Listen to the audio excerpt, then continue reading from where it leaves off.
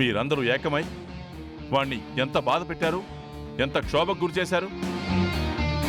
వాడి కష్టంతో వాడు వెళ్ళాలి అనుకున్నా మీరెంత కష్టపెట్టారు వాణ్ణి. వాడు మర్చిపోవచ్చేమో, కానీ నాకు అన్నీ గుర్తుంటాయి. ఊరుకో హర్ష, పోటీ అన్నావు, ఏదో ఉంటాయి, టేక్ ఇట్ ఈజీగా తీసుకోవాలి. కన్న తల్లి వయ్యుండి వాడు ఇంత కష్టపడుతుంటే రోగం వచ్చినట్టు యాక్ట్ చేశావు. నీ కపట ప్రేమతో వాణ్ణి బాధ పెట్టావు. అది కూడా టేక్ ఇట్ ఈజీగా తీసుకోవాలరమ్మా? ఏమో, నాకు తెలియక అడుగుతున్నాను. మీ అమ్మ నీ మీద అలాంటి తుచ్చమైన ప్రేమను చూపిస్తే నువ్వు టేక్ ఇట్ ఈజీగా తీసుకోగలవా అని అడుగుతున్నాను.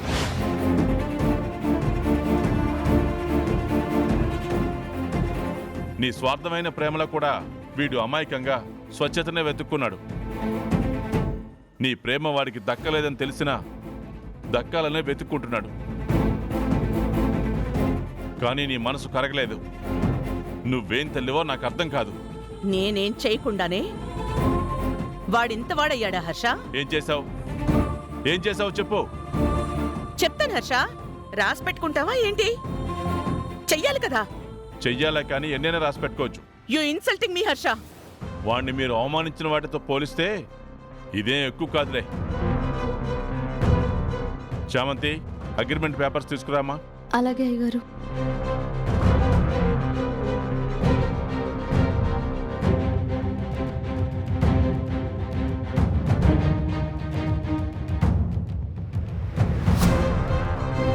అయ్యగారు,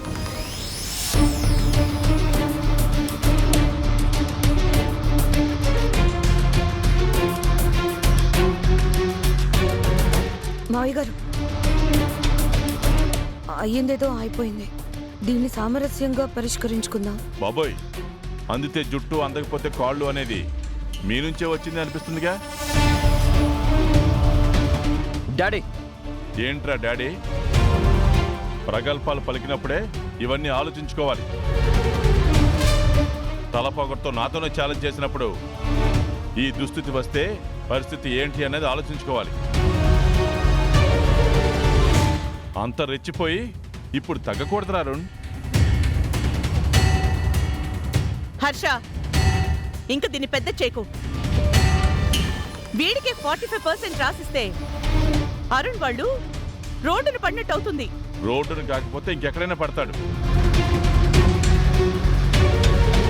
ఛాలెంజ్ అంటే ఛాలెంజే కదా, గెలిచింది ప్రేమే. 49% దక్కాల్సింది వాడికే. నేనిప్పుడు చేస్తుంది అదే కదా.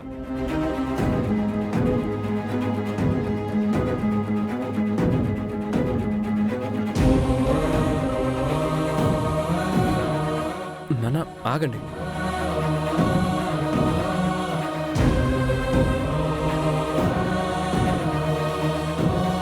ఈ ఆస్తుల మీద నాకు ఆశ లేదు.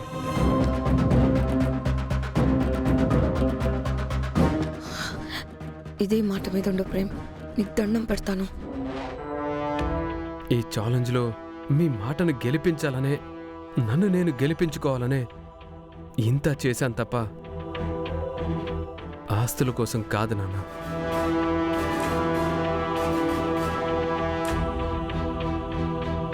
నేనొక యూజ్లెస్ ఫెలోని కాదని ప్రూవ్ చేయడానికే ఇంతవరకు వచ్చాను. మీ ప్రేమని పొందాలన్న తపనతోనే గెలిపించుకున్నాను. ఆ ఆశతోనే గెలిచానే కానీ ఈ కుటుంబాన్ని విడగొట్టడానికి కాదు. నాకు ఏ ఆస్తి వద్దు నాన్న, అన్నయ్యకే ఇచ్చేయండి.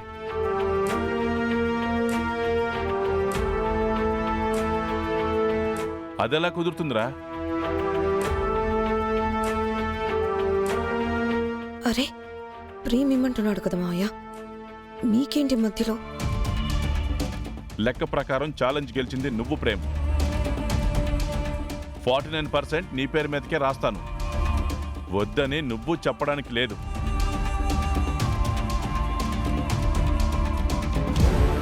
నా చిన్న కొడుకు ఛాలెంజ్లో గెలిచాడు. అగ్రిమెంట్ ప్రకారం వాడి పేరు మీదకి రాయడమే న్యాయం. అదే చేస్తాను, అంతే. ఎన్ని రోజులు డాడీ ఈ బెదిరింపులు? ఇంకా ఎన్ని రోజులు? మీకు వాడే ముఖ్యం, వాడే మీకు గొప్ప, వాడే కదా నాకన్నా టాలెంటెడ్ మీ దృష్టిలో. రాసేయండి, మేమే మిమ్మల్ని బతిమలాడడం లేదు.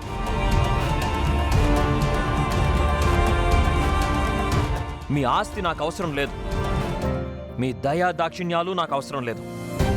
రాసేయండి వాడికి.